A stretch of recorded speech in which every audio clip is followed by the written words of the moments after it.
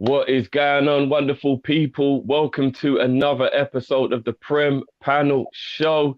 It's your boy Drift. I got Matt with me as always, and we got two of our regulars back, as you're always glad to see.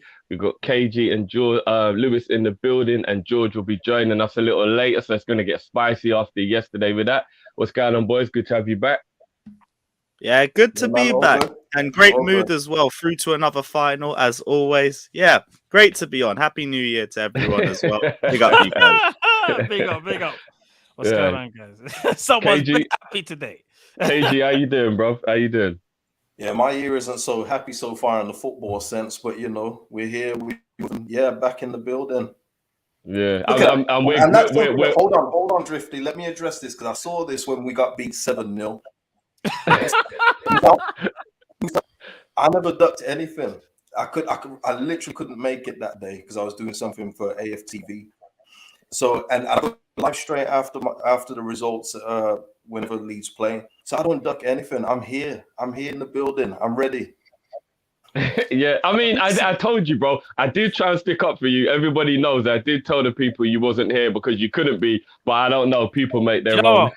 KG, I love you. You're my boy. But you know what you just did there? You just gave the biggest explanation. This was KG, you know. True or false? You will fight again this year. It's hard to put it. You must understand. My foot was a balloon.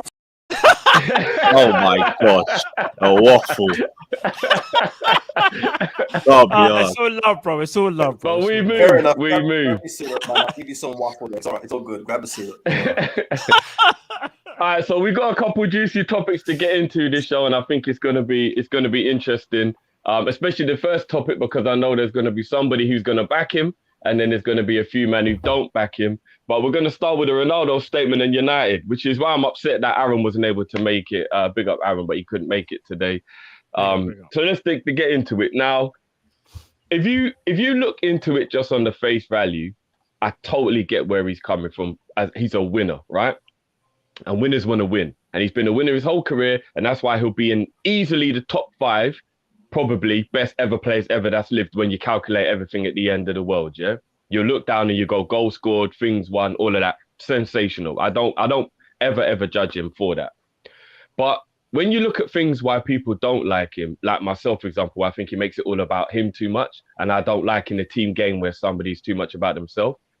Is it really smart for him to do an interview where he's basically said everyone else in the changing room with me, bar one or two, just ain't up to standard? Because remember, he's got to roll with these men every day. And it isn't really good to have young players like Greenwood in the team and hearing this guy say, yeah, you lot's all mentality is rubbish. Because it could work in a negative. Not everybody is always good at, like, you know, being shouted at or told you're not crap. Some people need an arm around them. So I'm going to go around. I'm going to start with KG because I know KG always backs Ronaldo in general when it comes to stuff. Is it wrong or is it right for him to publicly criticize players' mentality and almost kind of make it about him when, at the end of the day, as much of a superstar as he is, it's a team game and it should be about Man United, not him? Well, I mean, first of all, if you go back to his end of year post where he said, I've scored 47 goals, I did my bit, he kind of lets you know what time it is then. But I don't think there's any problem with what he said. I just think it's a generation now where people just cannot take any criticism. And I think that's a bit of a problem in that Manchester United dressing room with a lot of those guys. You see now, he pretty much gets blamed for everything now. If Greenwood shooting, it's because they need to pass it to him. If they're a bit formed, it's because Ronaldo's in the building and he's taking up a spot. He doesn't press enough. He doesn't do this and that. He just. But then that's up to the team to do all the work behind him, and that's pretty much what he's saying. And to be fair as well, he doesn't just score goals. I've seen the guy run about, and he's still sprinting faster than some 25-year-olds can sprint right now. So he's not wrong to call out the mentality. It's just that in 2022, calling out a mentality is seen as almost bullying. It's seen as being problematic. All he wants to be the best, and people when he's signed would have known this. That's why when he first arrived, people weren't touching the desserts and everything else like that. But he realized, a bit like Tottenham.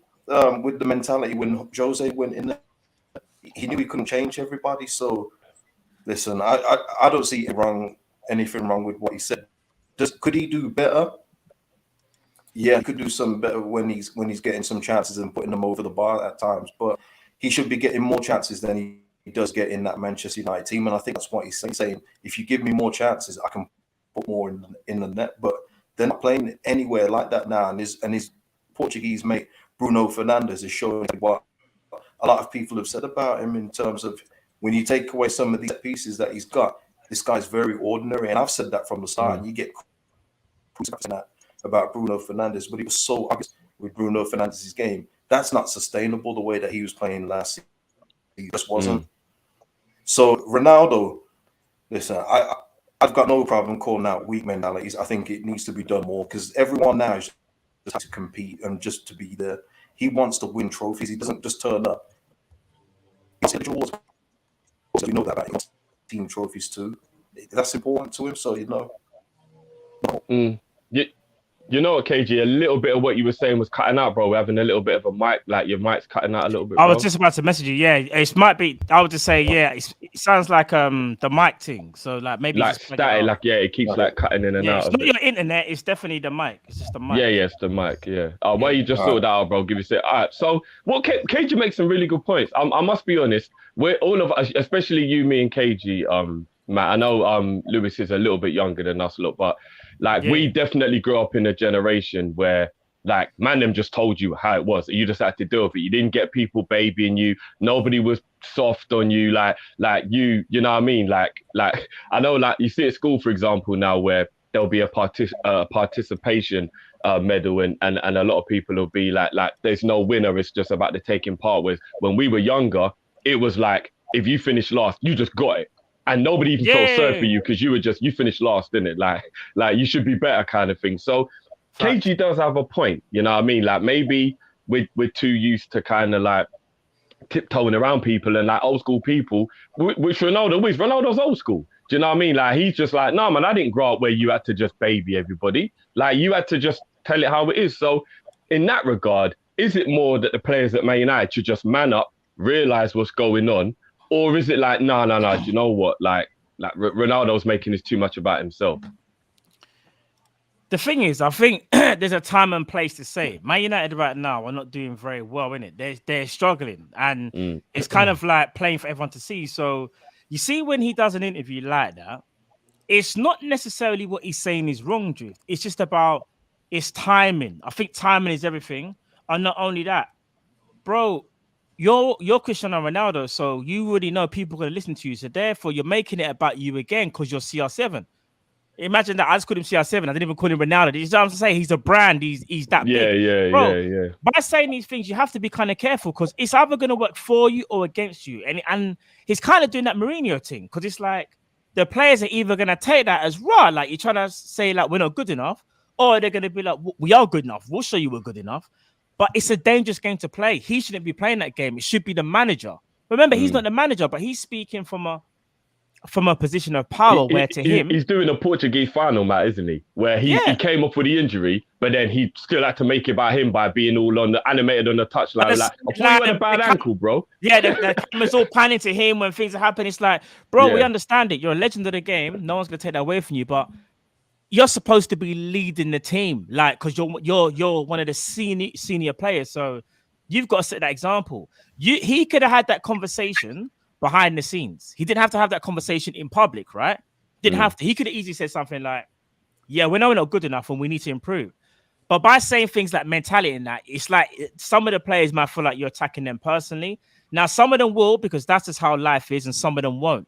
But also, social media is a massive, massive aspect in today's game. And he knows by doing that, he's putting people on blast, isn't it? Back in the day, if he did that, no one cared. Social media wasn't a thing. Because it is now so powerful, you can't not like miss what he said. So I think it is a bit damning what he's done, although I believe what he's saying is true. Yeah. I mean, Lewis, I'll ask you this because you support a club that just has a proper cutthroat mentality. If you're not good enough, get out. Do you know what I mean? So you probably can appreciate a lot more what it's like to have winners and kind of like, you know, agree that you shouldn't have anyone around who's going to hold you back.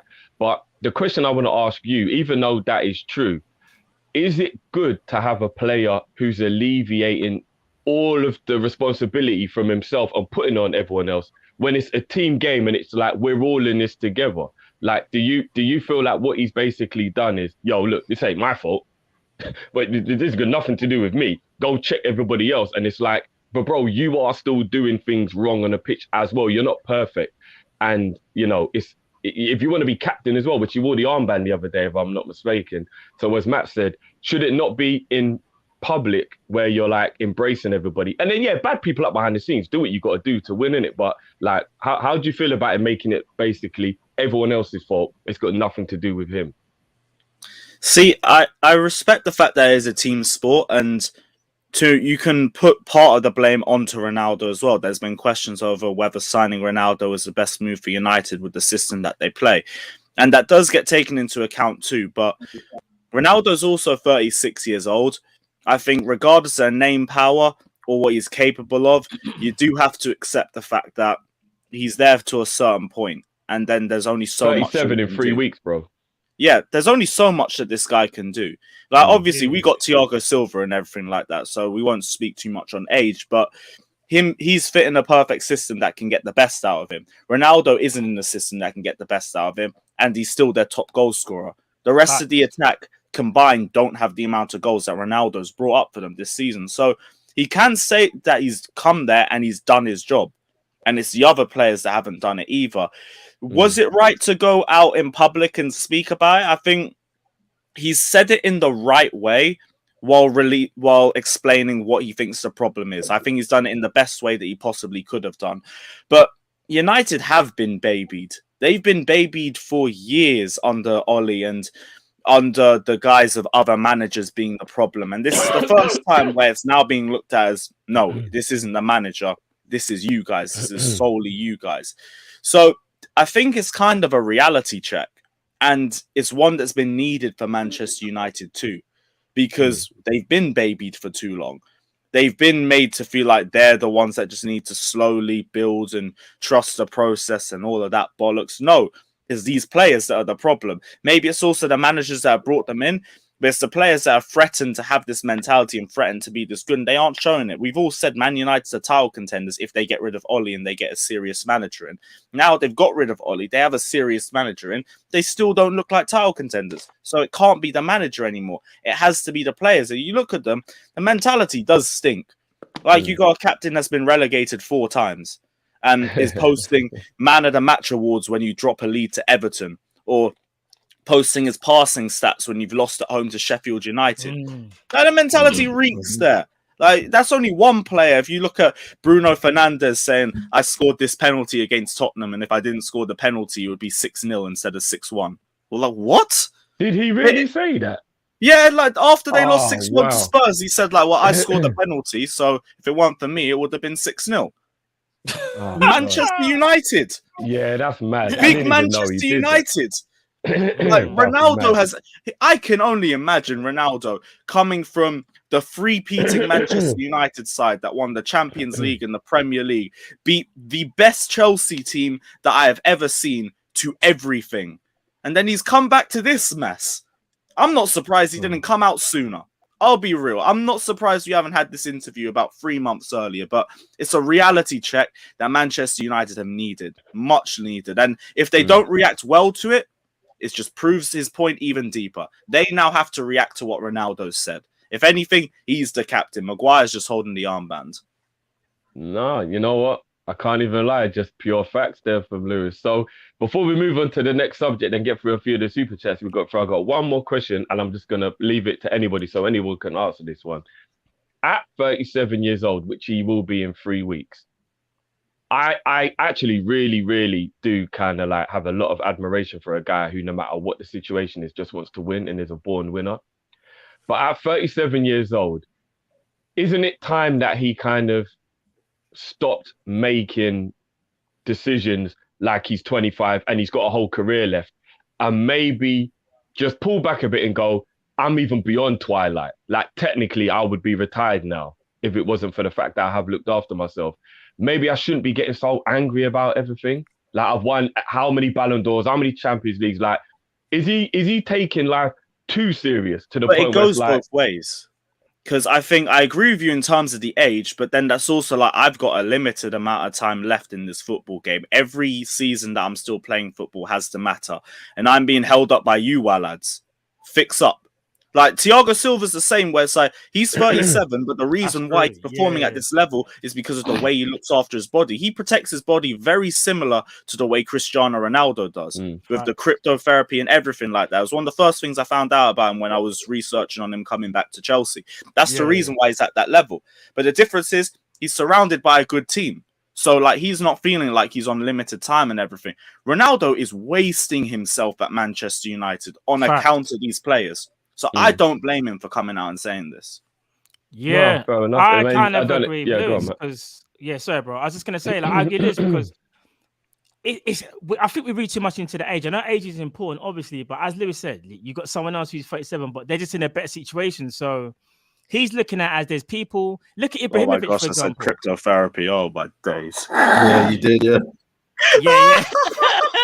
Hell, I'll hold that. Let's say that about us. Look at Ibrahimovic. Yeah, he's like 40 years old, and I know it's a different league. I think he's 41, Matt. You know. Yeah, but this is what I'm saying. He's at AC Milan, but you don't see him complaining because he's in a better situation. He's doing well. And Ronaldo's looking at these guys thinking, these guys are in better situations than me. I'm just as good as them. If not, in his mind, he's going to obviously say better.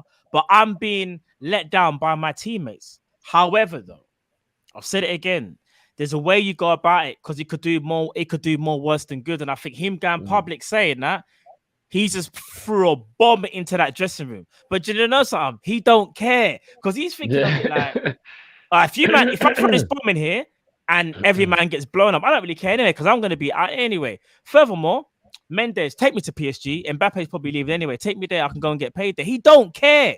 Like Ronaldo don't care. He cares about himself. So when he said also, I take no less than top 3. You see when he says like, I will take no less than top 3. You see the whole I thing. He's like that. But you kind of have to give him credit for that because he's confident in his ability, bro. Let's be real. If you were at Man City right now, is he making these type of statements? Yes or no? No, but I think that's because Guardiola is probably one of the only managers that'd be like, bro, if you open your mouth, I'll kill you. No. You ain't running your mouth at this club. But he's in a different situation because he's winning games and probably scoring more goals. If he goes to Chelsea, I guarantee you, he does better at Chelsea than he does at Man United. He might not be perfect, as we've seen, but they'll find a way to get the best out of him. He's maximizing more of his potential. But he'd be on the bench a lot of City, so he'd probably still try and find a way to have a problem. I'm telling you from now, if he went to City in the summer, there would have been conversations, knowing who he is, that probably said something in his contract, I've got to play 80% of games. There's no way. Guardiola don't play games like that, bro. If there's one manager you're not telling how he's running his team, it's Guardiola, bro. You're forgetting the power of CR7, bro.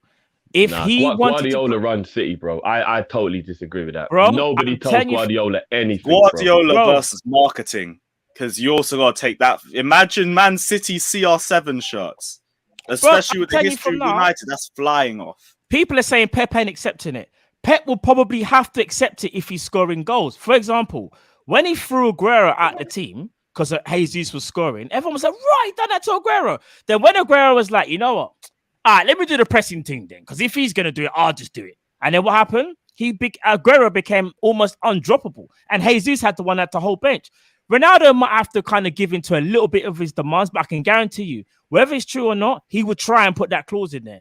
Because one of all, he believes in himself and he don't want to waste time. But I think Pep Guardiola would know what he was buying anyway. He would know. He would have done his research. I mean, the key thing you said, though, there was he dropped Aguero, which I'm showing you, he don't care. You can't tell him nothing, bro. He did drop Aguero, but do you want to know? All right, let me give you another example. Who would he never drop? He would never drop. There's no one in that team, bro. He drops anyone. If you're not playing well, Guardiola drops you. It's just that, bro. More so, but he still has his slight favorites. Slight favorites. I don't know. But it's interesting. As I said, I'm just playing devil's advocate. So, you know what I mean? I'm just asking the questions. But no, you lot articulate yourself well on that. So people, let us know what you think of that in the comments as well, the whole Ronaldo situation. Bigger. I can see quite a few people are on both sides. Some people are agreeing with KG. Some people are agreeing with Lewis. Some people are saying, nah, you shouldn't do it. Like, so you know what I mean? It's kind of a polarizing opinion on that one. Yeah. So yeah, we got any super Can you chats guys before hear me? Can you guys hear me all right? Yeah. Yeah. It's a Yeah. little bit still there, but yeah, we can hear Way you, better than yeah. before. It was only a tiny bit of crackle that I heard, bro. Tiny bit. So that's minor. It's minor. Yeah, I don't know what that is. I'll have to sort that out. But also, he's talking people like Luke Shaw, who, because of all the people now that like Rashford, Ronaldo, there kind of gets like being a really average left back, and Wan-Bissaka at right back who can't even cross the ball properly. So he's talking about a lot of things here, but people just focus on like Sancho and things like that. But there's way bigger problems that he's probably alluding to too that he doesn't want to say, which I think he did a lot of people he didn't mention, but he could have done so and really exposed a lot of people in the dressing room. So yeah, no, true, man. Yeah, we just a couple super chats before we move on to the next topic. Yeah, we've got a couple of chats. Gary says, totally agree. He has a winner's mentality, but he made the easy and nostalgic choice to go to United. At City, he would never win a battle of wills with Pep. Yeah, I think it'll be an interesting battle to see. Put it like that, because I just do think, yes, Pep is probably one of the most hot, like headstrong managers, but Ronaldo, the person that he is, I just whether it would have worked or not, I kind of still just feel like he would try his hardest to get his agent to put that type of clause in his contract where he's got to play a certain amount of games. Because again, he'll feel like he's wasting time if he's in a rotational pitch. You know how he likes to be the center of attention. That's the reason why I brought that up. He ain't getting he ain't getting that in the contract with Pep. I'm telling you, bro. No, I'll just say CR7 done out here with that guy stiff blood. I'll just say CR7. Like, I don't want to say that name. You know them ones there. I mean, yeah, that's bad. You know, I gotta see his name. But yeah, all right, next topic then. This is an interesting one. Newcastle, they ain't playing checkers, they're playing chess, boys. They, as KG said in the group, they are petty with this one. Like, this is, but they've got so much money, they're allowed to be petty. And as soon as I saw it, I said to you, lot, yo, because everyone was like, wow, what are they doing? And straight away, I just thought, a Burnley striker. He's not really, oh yeah, they're in a relegation battle with Eastbourne, innit? They are taking one of the biggest assets from a rival who they've looked at and gone, who could go down and who could stay up? And Burnley are the ones who could stay up, innit, of our other teams that are looking like they might go down. And they're like, yeah, let's just weaken these guys. Me personally, I think it's bad mind, but you got to rate the shithousery. You got, because Chris Woods isn't even going to be in Newcastle playing 80 months, in my opinion. Like, this is literally just shithousery at its finest. So, KG, because you was the one who agreed, it's proper petty. I'll start with you, bro. What are you thinking about this move, bro? Yeah, it's like you say, it was. Look how many strikers they could actually go for. I mean, realistically as well, for 25 million as well. You could get so much better than Chris Wood, but you're weakening your relegation rival. I actually believe that is the main reason why they've done it. Because, I mean, what is the likelihood that Burnley are going to reinvest the 25 million this month? They have to work hard for their signings because Burnley isn't a place where a lot of people want to go, and there's reasons for that. So it's a good move for them. They need somebody up front as well to replace Callum Wilson for a bit. I mean, when you really deep it, man, he's over 30, 3 goals this season, 25 million. That's a terrible deal. But for Newcastle, it's light work, isn't it? And they're still going to do more as the window goes on. So, yeah, I mean, I respect the move. I do respect the pettiness of it, though. So we'll see what happens. But for me, it still doesn't make me look at Newcastle and go, I don't think we could beat them. I still think with Trippier and Wood being the only addition so far, they're still in Yeah, no, I agree with that. Lewis, instead of asking you about the pettiness, because obviously KG put that perfectly, is Chris Wood actually getting a bit disrespected, or are we right to think, what the hell is this going on? And how well do you think he'll actually do in the 6 months until the summertime at Newcastle? It's a good move for now. I'm not sure whether it'd be a case where he goes in 18 months. It depends on Newcastle's progression, really. But as of now, because you can't really rely on Callum Wilson for a full season, and their biggest problem is that they have no goal threat if he's not there. Chris Wood brings that. If he scores against all the relegation candidates, he's already paid back his 20 million. So even if it's a case of whether he pays it back or not, they're so rich, it doesn't matter. It really doesn't matter. Next season, he'll be rotation, or he might even go above Callum Wilson, depending on his form and depending on the players that come in. Will he be there once they start progressing towards a top 4 team? That's when you start to look at maybe not. But like we've said before, Newcastle are in the transition period. They need players who aren't going to challenge for the title now, but players that are going to push them up into a position where they can now start to make transfers for the title. So Chris Wood's a good transfer for right now, even if you take away the fact that they're just doing it just to weaken one of their own relegation rivals. It's a good transfer. He's a consistent, proven Premier League goal scorer. Will he bag consistent goals? Not so sure, but he'll bag consistent performances, and you know the sort of game that he brings to the team.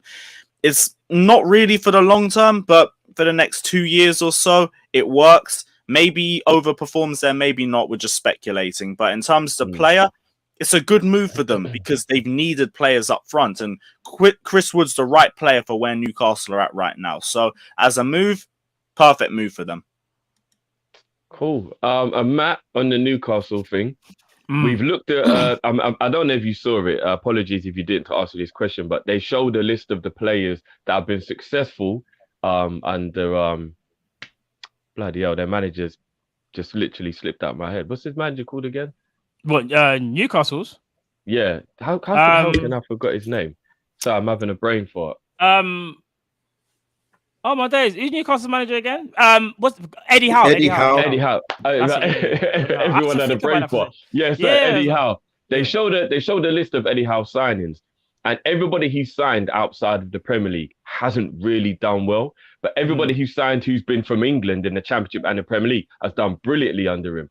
So do you think this is kind of a masterstroke from him where he's buying a player he knows? So he's not going to take a risk and go and get a player that might not do well. He's just thinking, my track record is I'm good at understanding people who play in England and know who I am.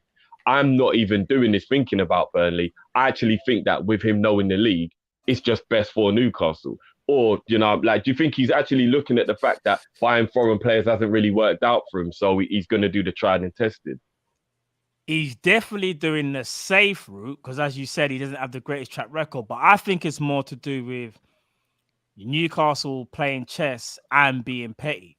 Because let's be real, they paid 25 M's for Chris Wood. If I'm not mistaken, yeah, he's 30 years old, sorry, and he's one of the highest. I think he's now in the Prem. That's the highest fee ever for a 30-year-old. Yeah, that makes no sense because look at Chris Wood. We're not talking about someone who's a prolific goal scorer, bro. We're talking Chris Wood here. We have to keep it real. He's a warrior, he's a battler, but Newcastle done that because they thought, you know what? All right, he's meaty, he's all right. He'll battle, but more importantly, we're taking it off our direct rival. We can hurt them where it really hurts. That's their guy. Chris Wood and the other striker that they got, that's what Burnley for, and now Cornet. It's like Cornet and the two strikers.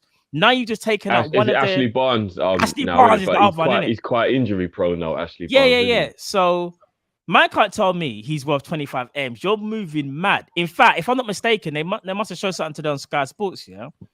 In the world, for people that are over 30, he's like top 6 in the world now. Chris Wood, So let me put it like this. Newcastle didn't buy Chris Wood because he's going to lead them to the promised land or even, do that much more other than just help out while my man, Callum Wilson's still injured. Because really, truly, if they really wanted to go and do something a bit more adventurous and stay in the Prem, they could have got Aubameyang if they really wanted to. They can pay his wages. Go and get Aubameyang. Furthermore, go and get Divock Origi. Ruffle the feathers a bit. But they said, you know what? We don't need to do that right now. We'll get a Chris Wood in. We know he's not worth 25. We'll just get him anyway because we're going to take Ting off Burnley, and that way we've got one less team to worry about. That's why they done it, bro. They didn't worry about value anymore. Bro, do you know the joke? They're after Diego Carlos, from Sevilla. They tried to get Botman, and there's one other player they're trying to get as well. Like they're trying to make moves now, Newcastle. So they're doing a bit of shithousery, so to speak. They're like thinking, we'll take our rivals, take something off that. And then, we'll bring in the top players. So that's what I think. Before we move on to the next topic, just one more question I want to ask. I'm going to ask KG this. when we had that conversation about them being the only ones who weren't invited to that party, yeah, and we just knew basically it was like 19 teams in the Prem just talking behind Newcastle's back, yeah. I remember we made some jokes where we were like, maybe they're actually all going to be like, yo, Newcastle come for your player. Say no. Fuck them, man. Yeah, like everybody was just like let's just shit on Newcastle. Because he had a buyout and there was nothing Burnley could do about it, and then all the other players they're being linked with is abroad. Is there a chance they've done this because he's the only player they could get because no one's going to let them have any players? Like, do you think that could be a real thing that all the other Premier League players are going to be like, no, you can't have our player, fuck you?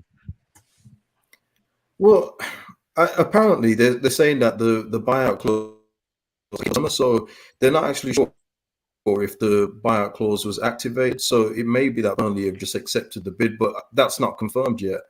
But there is something to it because Matt mentioned Origi, but who's to say Liverpool, Newcastle in the Premier League? Why would Liverpool want to help Newcastle stay up? So there could be a way of even the top teams may say to Newcastle, "Now we're all right. We'll keep our players. Thank you very much." So they're having to go elsewhere. There could be something like that because those are the teams that are going to be affected, not Leeds and Southampton, all these guys. It's all you guys that are going to have to look out for what Newcastle can spend in the future. Just yeah, quickly to add, real. Sorry, Jeff. Just quickly to add what KG said. Yeah, I get what you're saying about them not wanting to sell. Like, say we didn't want to sell Origi because of obviously we got players at AFCON. But do you want to know what Newcastle can do now, KG? Because they're in a great financial position. They could, if they wanted to, offer 25 for Origi. They could offer 30 for Origi, and Liverpool will probably say, "All right, we don't want to sell him, but we'll let him go." And then we might try bringing a replacement because that's the thing. But they just spent. Let's deep this for 1 second. They spent 25 M's on Chris Wood, bro. Do you know how many other strikers in the Prem that you could offer that for, knowing that's not their value, but the other team will go, "Oh, do you know what? As soon as you've offered 25, we'll let you have him." There's a few players. There's a few strikers. I think anyway. Yeah, no. Well, it's going to be very interesting, that relegation battle now between Burnley and Newcastle. They've definitely added some spice to it, I tell you. Moving on to the next topic, a little higher up the league, Stevie G, Aston Villa. Now, as it says in the title, Aston Villa moving like a big club. I think they're the ones who've made the most strides so far in the transfer window. I don't know if you lot disagree, then fair dues, but I will say they're probably the team making the most strides. They're the ones who've kind of shown the most intent. And I think it's clear that they told Stevie, we'll back you. Whoever you need, we'll give you. Do you get what I mean? And he's like, right, I need this, I need this. And they're not expensive signings, but they're very big players. They're very good players. Coutinho and Digne are very good players. It's a statement that Villa are definitely trying to progress. Yeah, so I'll start with you on this one, Lewis. The way Stevie G is being backed at the moment, do you think that it will continue? Do you think that Villa are going to keep on doing whatever it takes to become a big club? And does this show you that, like, they're not even really looking to be mid-table, like they really want to push up? Or is it like, no, that's kind of their level. These players aren't really that good in terms of like taking you the next step. And, you know what I mean, Villa will probably just stay around that maybe Europa League position. Like how do you feel about the way they're moving at the moment? I think we've been speaking about Newcastle a lot, but we've forgotten how much Villa have flown under the radar with their transfer activity too. And they're making the moves that, like, you'd expect Newcastle to make maybe next season if they get into a similar position that Villa are in. It's very smart. Like Coutinho, I think his option to buy is at about 30 million or something, which is an amazing move for a club like Aston Villa. When you talk about replacing Jack Grealish, like the transfers they made, like you're forgetting Grealish was even at Aston Villa for a certain period. I think Luca Dean as well, that's a perfect position for their left-back position as well, and him and Coutinho are going to cause chaos down that left-hand side. And they're fixing every area in their squad slowly, but they're making the right transfers. And Villa will definitely be in that conversation for the European positions, I think, next season, depending on the transfers that they make too, but if they continue where they're at, and if Gerrard continues on the trajectory that they're on too, there's no reason why you wouldn't consider them in a top four race if they can start to produce the form on the pitch too. Because they've been amazing since Gerrard's joined, and these transfers are only going to make them better. No, it's true. And Matt, on that, as a couple of people are saying, they're also chasing Basuma now. If they pull Basuma off, my gosh, and their January is Basuma, Digne, and Coutinho, I mean, bro, that's actually 2 of the 3 players that should be signing for Liverpool. I lie? That's better windows than most of our clubs. Yeah, here's the thing. Truly with Aston is. Villa. Here's the thing with Aston Villa. They brought in Steven Gerrard, who, as we know, was a very, very good appointment after what he'd done for Rangers. And it was always a case of, can he make that next step up? He's doing very well. He's going to get even better. Villa's recent form hasn't been the greatest. I think they're in about 14th place or something. And I think they've only got 1 or 2 wins in 5. But you can tell what they are building. The fact that they're willing to back him and get him Coutinho, I know it's a loan, but obviously have to pay a big part of his wages. They're brought in Luka Dean and they're trying to get Basuma. Says to me, they're saying, Stevie, don't worry about this season. Just do what you can do. We're going to start the building from now. And then in the summer, we're going to go again. So even if they don't get Basuma in the winter, like now, they'll get him in the summer. Bro, they are moving very serious. And do you want to know something? For all the people that didn't want Coutinho at Liverpool, just wait and see what he does at Villa. I'm not trying to say you're going to forget how he left, but just watch what he does. Listen, I can't even lie. Very good business from Villa. They've got a good core squad there. And as you said, Liz, before, they're addressing their problems that they have. Like, they've got a good squad, bro, already. Like, you've got your right back. What's his name? Not Target. What's his name? Not Matt Target. Who's their right back? Matty Hughes or what's his name? Hughes or something. Or Matt Cash. Or is it Matt Cash? Or yeah, Matty Cash. Yeah, Matt Cash. They got the right back who I like. You got the centre back Konza. I like him as well. You got Martinez, very solid goalkeeper. I know KG likes the Brazilian midfielder. What's his name? Douglas Luiz. I know KG like Douglas Luiz. They're always there. You've got McGinn as well. McGinn's a very, very solid player. McGinn. You've got obviously what's his name? Sure. Ollie Watkins, and you've got flipping Danny Ings. Bro, they've got a squad there, bro. Bro, you forgot a certain player they brought in to replace Grealish, bro. Oh, Buendia, yeah, they got Buendia as well. Buendia balled out in that FA Cup game, you know. Yeah, he didn't care it was Man United. He was balling out. And now you're adding Coutinho to it, and then you might get Basuma in the winter, or you might get and you might get him in the summer, bro. I'm gonna be Jacob Ramsey's always a bullet, bro. Gerrard right now, if I'm being honest, Gerrard's making me jealous, fam. I can't even lie. Remember that when we played him, I said I wanted to punch him up because he's coming to take 3 points, and the way he was talking, Gerrard was talking like he was. Oh yeah, they got Bailey. How are we forgetting Leon, bro? Oh yeah, Leon. Oh yeah. This is what I'm saying. Case closed. Oi, Gerrard is about that life. If you just looked at things on paper, they are 1000% making the Europa League push next year, innit? Like, I think Villa are properly looking like we want to finish in the top 6, top 7, and we're just doing everything we can to make sure that we get in there. They've got a very good first 11, and now they're building a squad to the point where if Buendia doesn't play, Coutinho plays. If Ollie Watkins don't play, Danny Ings can play. If the left back, I think his name's Target. If Target can't play, Dine play. You see what I'm trying to say? They're doing some good stuff, man. Doing good stuff. Boy, I mean, have we got any super chat saved, bro? We got one super chat from 2 Pixel. Oh, what's going on, 2 Pixel? Long time no see, bro. Long time. It said, I think it's very hard to tell. I think it's very hard just to tell a guy who wants to win more than anyone just to calm it down. Imagine you told that to MJ, he'd slap your head off. Pixel's a big Ronaldo guy, so I know man came in on the Ronaldo security thing there. And I'll big up Pixel. We haven't seen you for a minute, and big up Scoop as well. Scoop, glad to see your back, bro. Like, you've been missing for a minute, bro. We'll talk about that on Monday, though. We'll talk about that on Monday. But George, what's going on, bro? Welcome, man. Thank you. How we doing?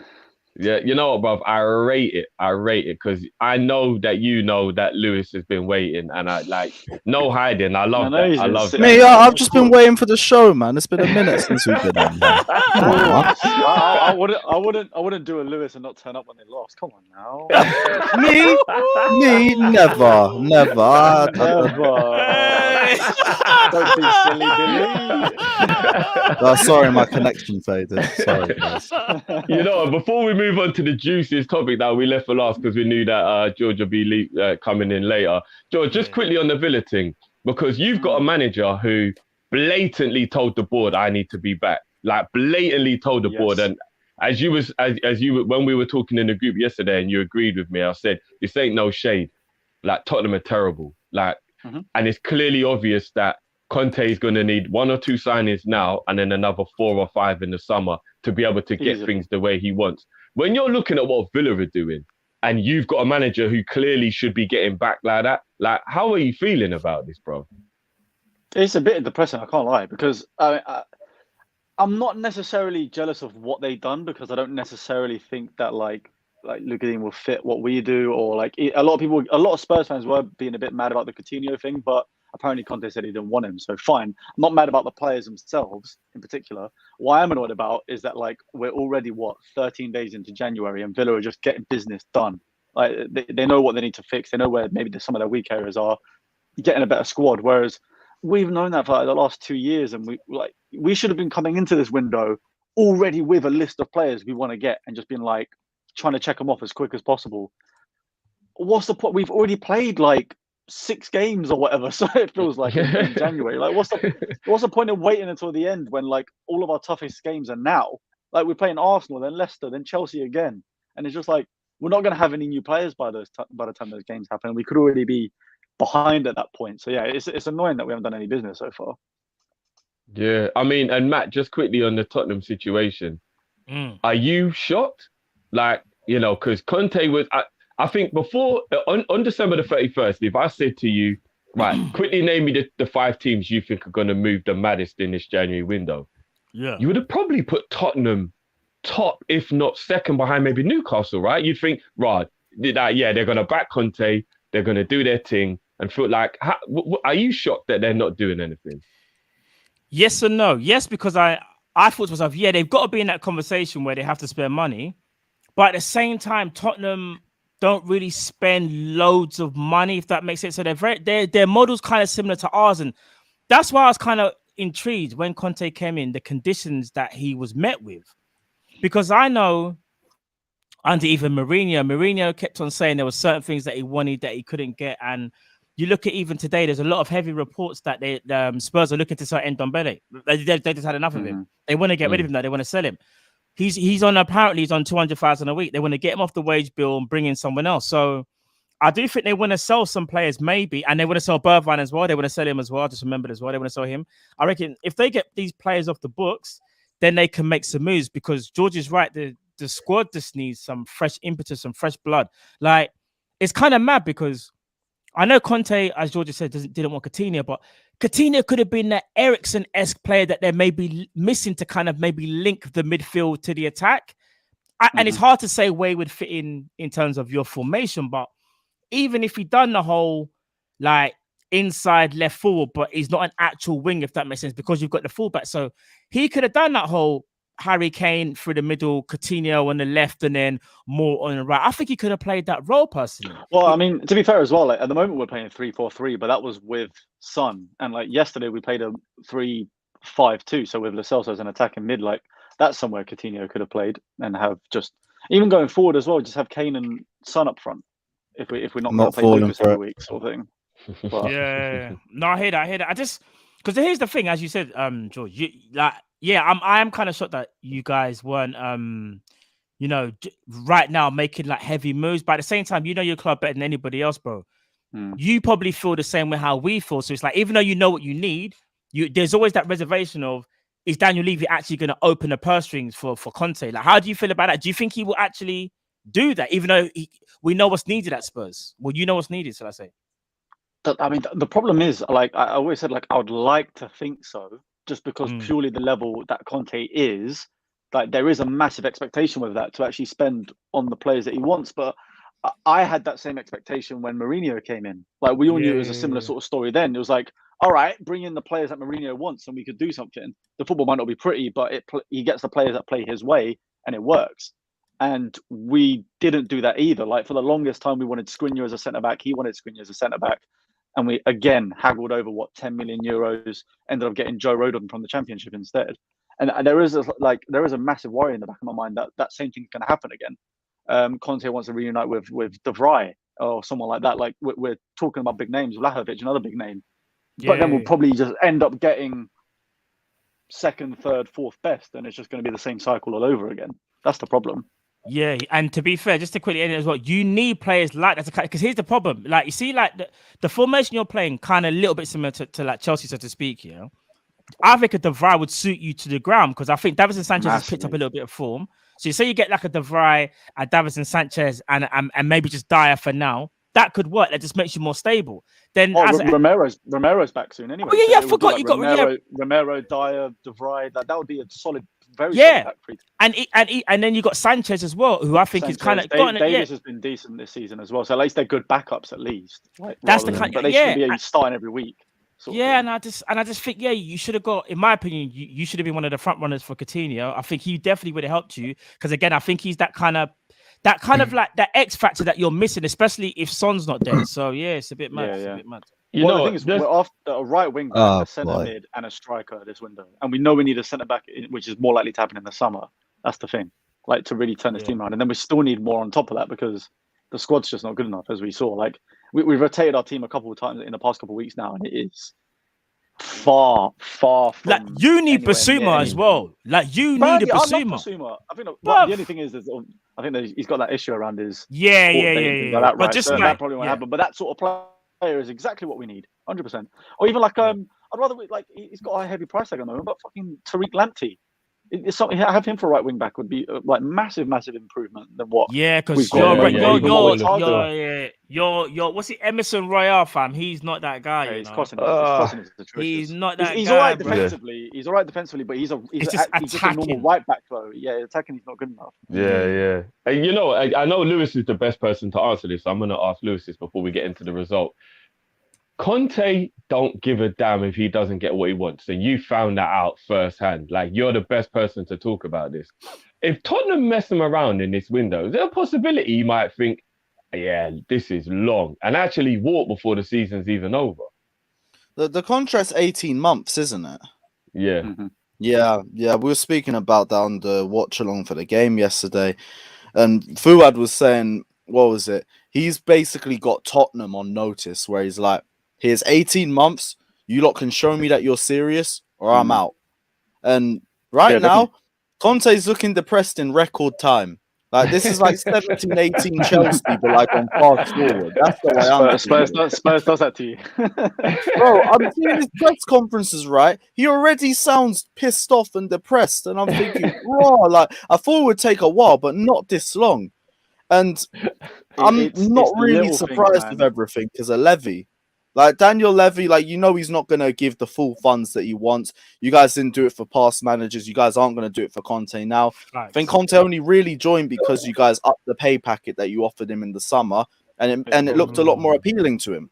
So now it's a case of, yeah, Tottenham have to show him that they're serious, and I'm not seeing it right now. Really not. And it's a January transfer window, so I'd hold reservation a little bit because I don't expect career-changing transfer decisions to be made in the January window. But the summer, if moves don't get made quick in the summer, he's gone. Go on, George. Sorry. I understand. Sorry, just to interrupt, but like I understand like the January thing to a certain extent, but I'm not being funny. Like there are plenty of other teams that have just gone, you know what, we need to fix a problem. Let's get them now. You guys got Van Dijk in January. You spent big, got them, fixed the problem. Fernandez went to Man United in January, fixed the problem. Players like Vlahovic is available like now. You can get him now if you just meet the demands that they want. So go and do it because that's it. And Conte even said it. He's like, he said in his press conference yesterday, what was it like? You need a player on Kane's level as well as Kane if you want to win the trophies. Facts. Basically saying, just have bring the me one in a player. fucking quality striker to play with him, to play instead of him, to play whatever, to even get to a point, and we're just not doing it. The problem is we want to wait until the summer where his price tag drops by 15, 20 mil, whatever they said. By that point, you've already seen Arsenal sniffing around. Man City need a new striker. United are probably going to look to the future for a new striker ahead of Ronaldo and all that sort of stuff. You guys potentially would probably might look for a new striker as well. So then what? We're competing with some of the best in Europe. We've got no chance. We've got to move big now, otherwise it's not going to happen. Yeah. And I mean, the one thing that's kind of mad, with the whole situation with Conte is, it's like what we was talking about at the beginning, George, because we were talking about the Ronaldo situation where he just basically put everyone on blast today. And I don't want to go back into that, but Conte's in a position where he's allowed to put people on blast because he's the actual manager. But it's really mad that like he's constantly just talking about mentality, innit? Like every time you see him, he's just always talking about mentality. Like what, like, Yeah, it's kind of That crazy. is what's the kind that of- is the fourth manager in a row that's mentioned mentality about the squad. That's Pochettino mad said it still. before he got sacked. Mourinho said it when Yeah. he joined. Nuno even said it, and we all know what he's like. Like he's not exactly the best manager in the world for us to have. Yeah. And now Conte as well. Like it's the same. Well, all right, bar a few different new faces. It's pretty much the same squad for the last 3 years. It's been So- we needed this massive change for a long time, and it's just not happening. Like why? Like, I don't personally want Traore. I don't think that's the solution for right wing back. But I'm not being funny. Why are we haggling over 20 million if that's what we want? Like they're saying they want 20 million for him. Fine, do that now. None of this like loan with options. He'll to do it buy. better than Emerson Royale, fam. He'll do better than him going Yeah, forward. Yeah. Yeah, But he'll probably be do better than brilliant him, for but- Conte. For the system that you want to play. Do he'll you work not very remember well. what Conte did with Moses? Can you imagine Yeah, what he but would that- do with Traore? Come on. I know, like it's all hit like ifs and buts though. I'm not being funny. Traore's not exactly a great defensively. I know he's strong, but Moses Yeah, weren't, he's bro. not a defender. Moses could not defend before Conte. Let's be real, he couldn't. So Yeah, but that's pretty much that's one example of a player he's turned into. I'm not saying it couldn't happen, but if we're considering that Conte is aiming for Premier Leagues, Champions Leagues, whatever, he's aiming for the best. That's just what it is. That's what he's doing. I personally feel like we need to look at better options for that in that position. I don't mind it for now because we need something now, and it's a cheap option. There's not as much risk, but I don't see him being the sort of like long-term solution. If that makes sense. no. I fully get that. But I mean, but even so, like, just get him. They don't mind selling him. It's not that much money. Do it. Doherty wants to go the reverse way. Why is it not done yet? We're already 2 weeks into January. That's the he problem. wants to And go that's for a back to basic- Wolves, yeah? That's for a I didn't basic even know player. Yeah, well, Yeah. apparently they want to get him back, but we're not trying to let him leave, which is like don't even get me started. I mean, before we rip the band-aid off, big up Zota with his super chat says, don't forget to watch Sadio versus Naby tomorrow. Yeah, AFCON's, I'm not gonna lie, AFCON's actually kind of like No, it's heating decent, up. bro. It's kind of decent. heating up. No, I was gonna Can't say lie. like it's heating up. Like, you know, the games you don't always get like the big games near the beginning, but like once the Egypt-Nigeria game happened, I was like, right, the tournament's on fire. Like it's hot now. Do you know what I mean? Like that game was mad. Yeah, like any Naby actual versus- scoring that banger. Yeah. Do you know what I mean? So yeah, it's heating up. Who's- AFCON is heating up right now. Who's Oh, the, wow. the Sierra Leone Cameroon are goalkeeper. playing at the moment. They're Madness. already 4-1 up. Right, Oh, the whole thing ramping. Can't Is be it arsed. 4-1? Is it? Oh, yeah. It The is, it whole is. thing Who they ramping. Yeah, they're bro. playing Ethiopia. Bro, Pain. yeah. First the Christensen news, now this. I can't be asked. Well, you know what, bro? If you're getting double slapped like that, let's go back 24 hours. I and was cheer you up a celebrating bit, being but in the final and everything. I'm in a good We're vibe. gonna get to that. We're gonna go. So let's just rip the band-aid off, and I'll leave the best till last, as in Lewis getting to glow. Apologies for this, George, but we've got to rip the band-aid off yesterday's result, bro. I watched that game, and I've got to be real with you, yeah. Tottenham are the only team in the top 6 who, when they play, I actually kind of want them to win, unless they're playing Liverpool, because I don't hate them. They're the only team I don't hate. And I'm being honest, no offense, Lewis. I hate Chelsea. I hate Arsenal. I hate Man United. I hate Man City. I don't hate Tottenham. Only when we play them, I hate them. So if they're playing any of them other teams, I hate all of them. I don't like no one unless Liverpool, fam. if they're playing any other teams, I want them to win. I'm just going to be transparent. There's no shame in my game, yeah. You're not that bothered, yeah. You're not that bothered. When I was watching them get havoc yesterday, I was just watching it. That's what I had to say. I was like, George, I've got to be real with you, bro. Like what is going on with this Tottenham team? Like, bro, talk to me, man. What, over 2 legs? What the fuck were Tottenham doing, bro? I don't know. Like the first leg was just mistake after mistake. We came out looking petrified in that first 45 minutes, and I mean I don't understand how Tanganga managed to last the whole 2 legs after the calamities he caused in the first game. It was ridiculous. But this is the thing as well. Like don't get me wrong, Chelsea definitely deserved to go through, and they were better than us by a mile across both legs. But we made it so difficult for ourselves. We practically gave them all 3 of their goals in a sense. Like Tanganga cocked up with his pass to Emerson or whoever was right back in the first game, came through, and then Sanchez basically scored an own goal. I don't know if that Havertz shot was going in or not. Then we literally gave them an own goal, and then home yesterday, Galini again, for some reason I don't know why Conte has dropped our captain and one of our best players this season in a semi-final. I think it's to prove a point about the squad, but he's dropped in, putting in Galini. He's coming out from the corner to try and punch it, completely misses it, and it's hit Rudiger's back and gone in. So, like, we're just causing pain for ourselves when it's already a tough fixture. Like, there's no excuses for it. It's just poor.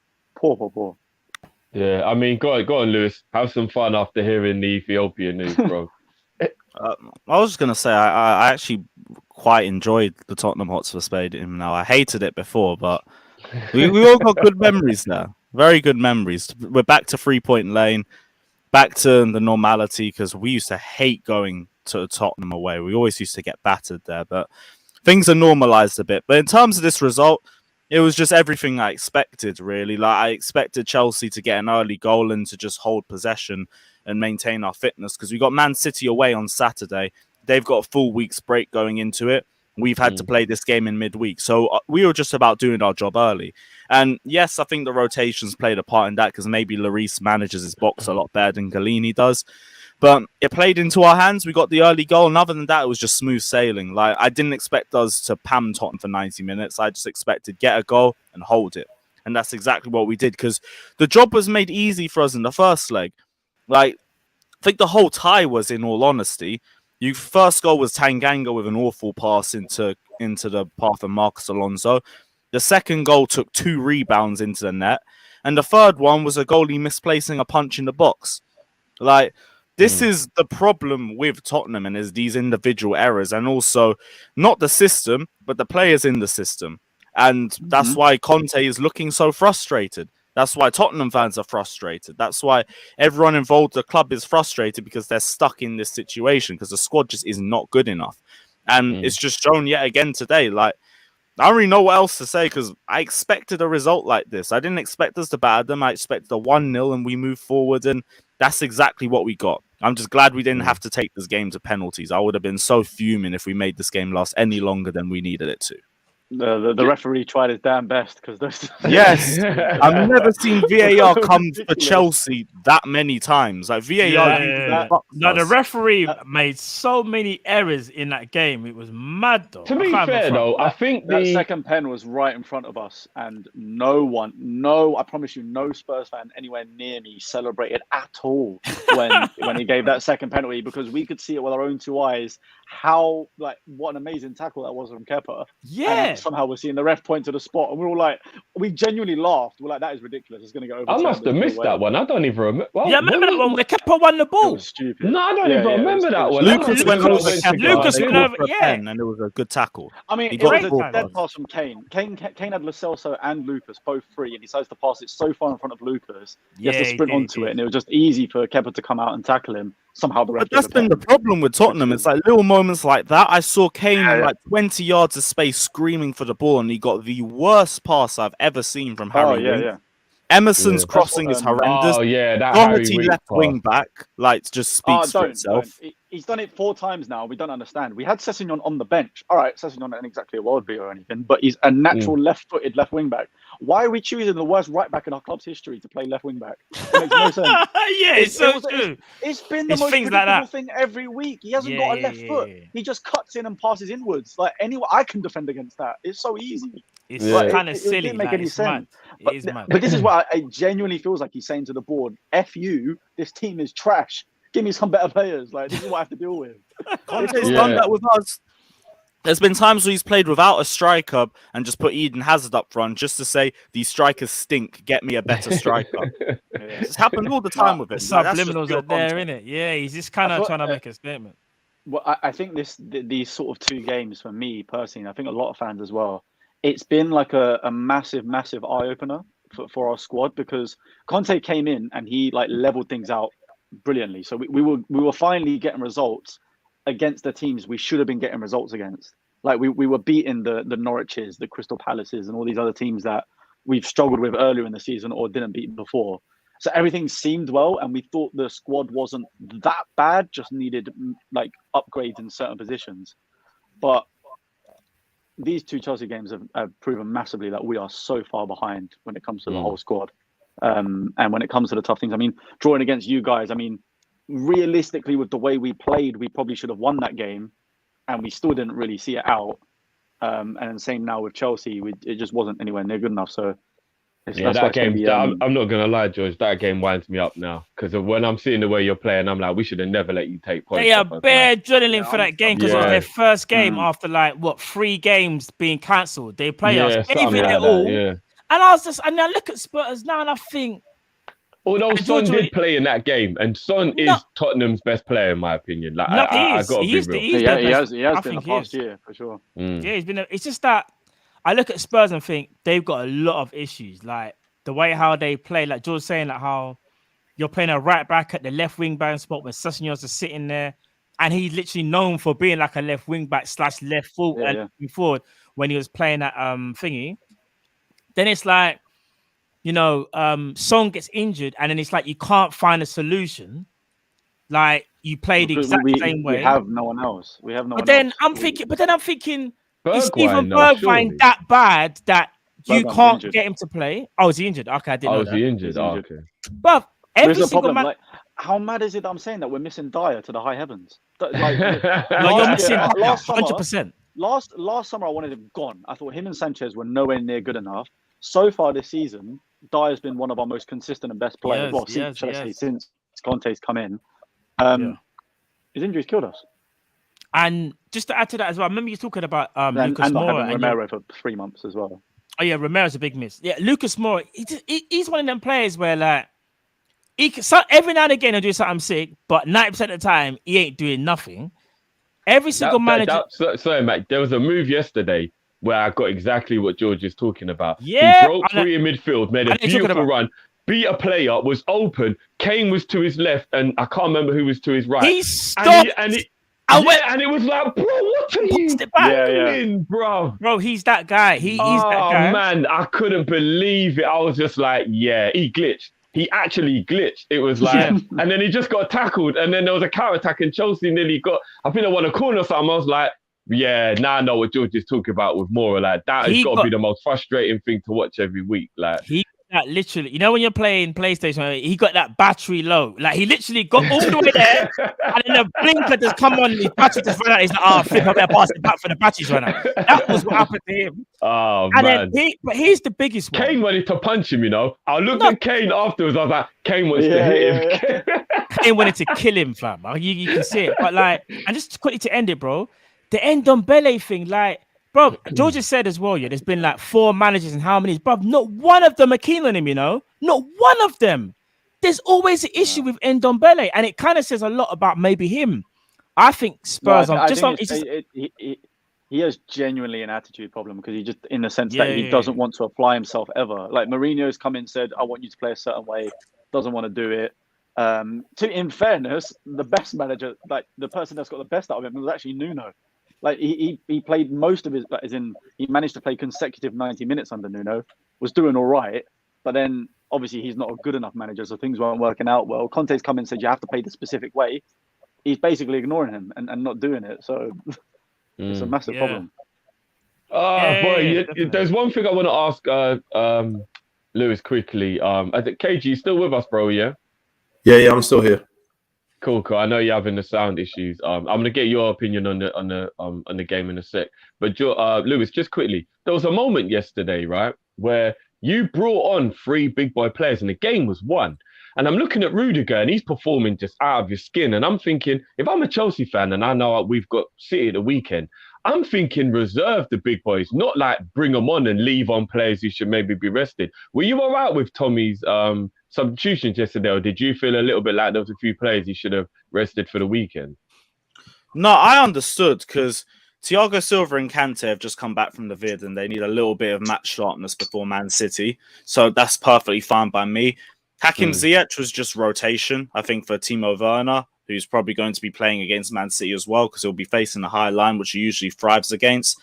And who's the other one? Marcus Alonso. Just rotation, another rotation option. He likes the game against Tottenham too.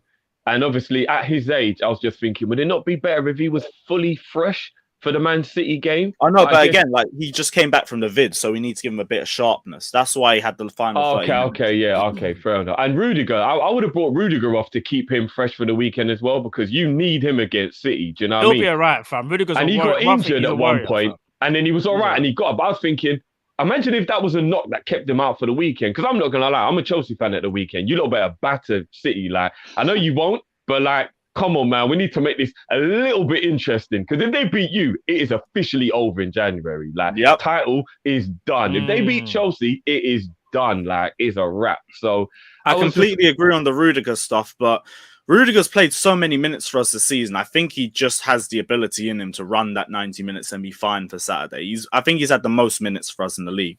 So he's not the one that worries me the most. I would have made that change, but I understand the other one, so I'm not really as fussed about it. Okay, no, fair enough. And just KG, how did you feel about that game yesterday, bro? The like, obviously as a complete neutral, how did you feel about that semi-final? Oh, I didn't watch it, so I can't give an opinion. Oh, okay. Fair enough.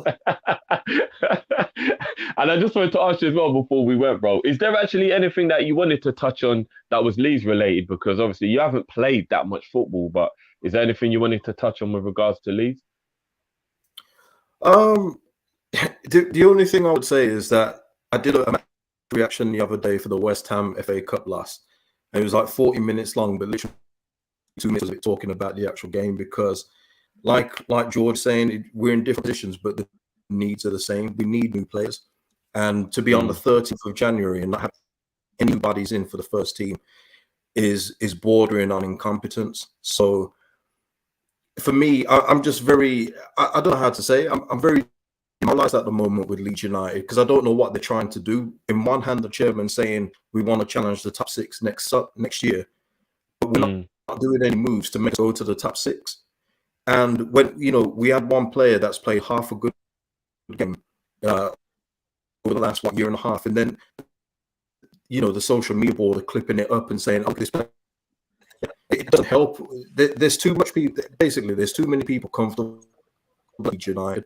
Too many players that are just comfortable, and we need to break up some because some of them just shouldn't be here. And we've won 4 games in 19, and yet that still didn't prompt them to do business like Everton did before the window opened, like Villa have done. Links out there, you know how people get linked with 10 million names. No one can link us with him because nobody knows anything. Yeah. So, yeah, I mean, I'm very frustrated. If the chairman just came out and said, "Look, we're going to look to consolidate this season and next season," I'd further. But tell me you're going for top 6, but then Adam Forshaw and Mateus Click and all these guys, that just doesn't marry up. Yeah, no, I hear that, man. And as I said, I like Leeds, so I am worried for you guys. I gotta be honest. I genuinely feel like the only thing that might save you is that your Burnleys and your Norwiches are way worse than you. But like I do, it is crazy what's going on at Leeds at the moment. I must be honest. I think we do have to put you in the Tottenham bracket for real. It's like you're 2 weeks into the window and you need players, not even just because you're being greedy fans that just like shiny toys. There's injuries, there's issues, there's clearly holes in the team, and you're not doing anything. It is a bit mad. I got to be honest. Yeah, Maitland Niles, he was available early this year. Earlier this month, get him in. He's an upgrade straight away at right back. We've just had our young right back guy on loan to Cardiff, which he should have done because he's not ready for first team football. Fans saying, why have we let him go? Because we're short of bodies. But the point is, he should be allowed to go because there should be more than adequate cover in the first team, but there just isn't. And yeah, it's just very confusing what's going on right now.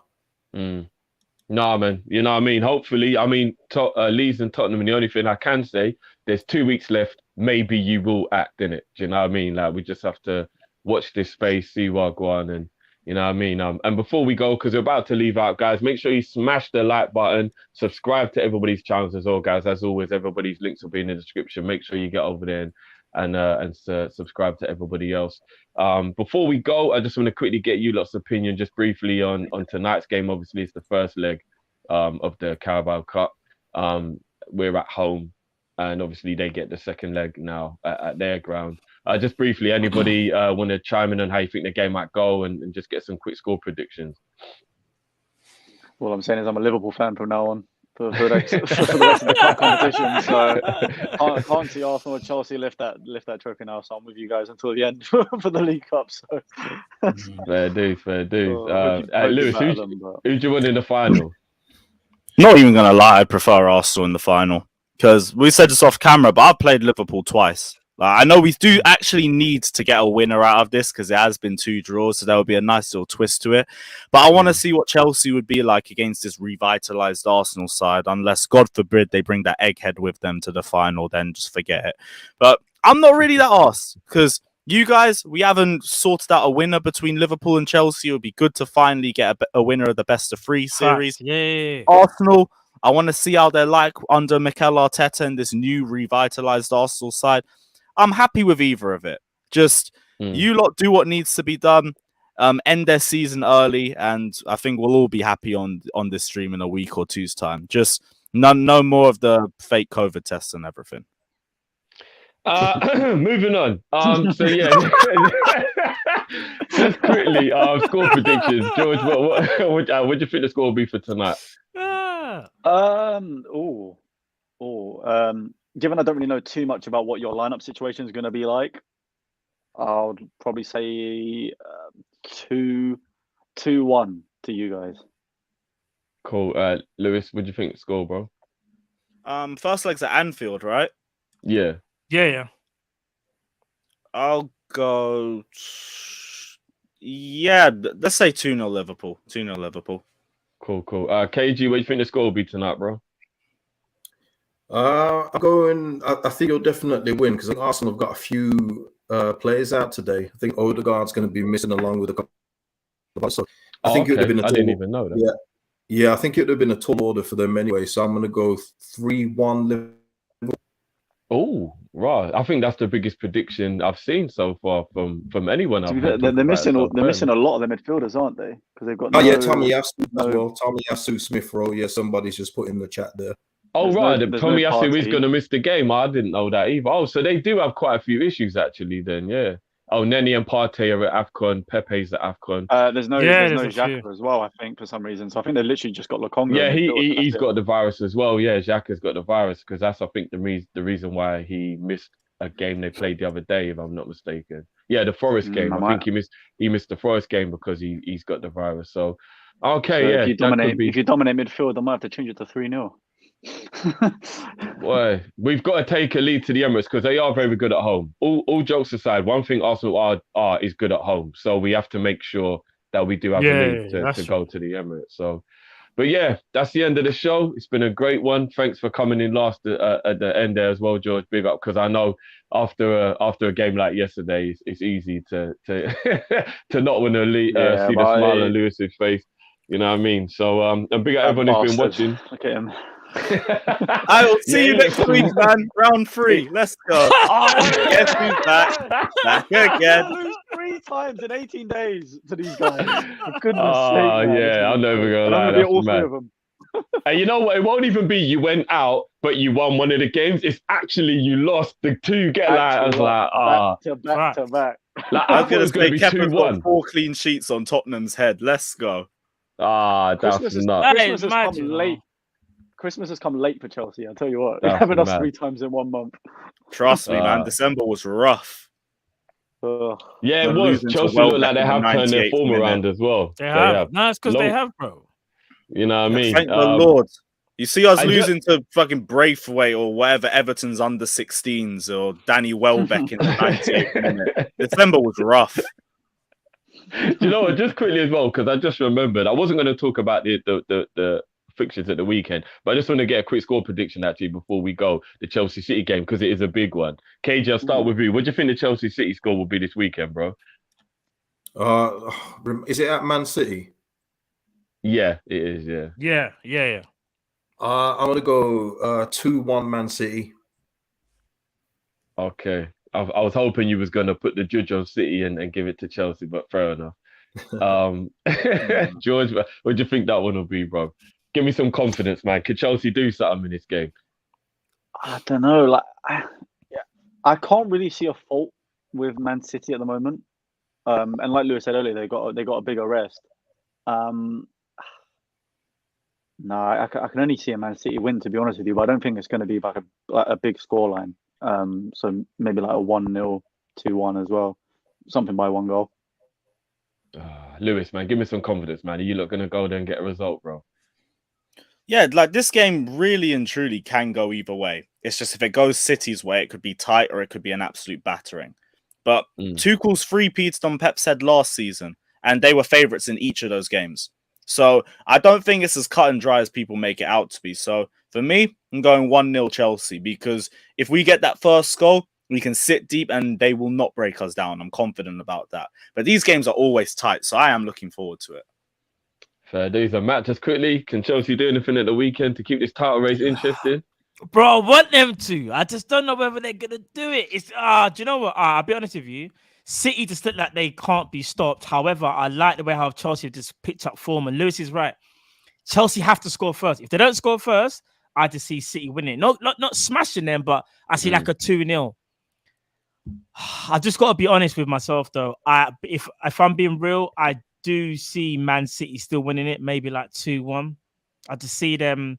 Because the way they can open you up, bro, it's like they could open up Chelsea maybe early and then Chelsea settle down, but it might be too late kind of thing. And that's what worries me. Chelsea really have to be aggressive.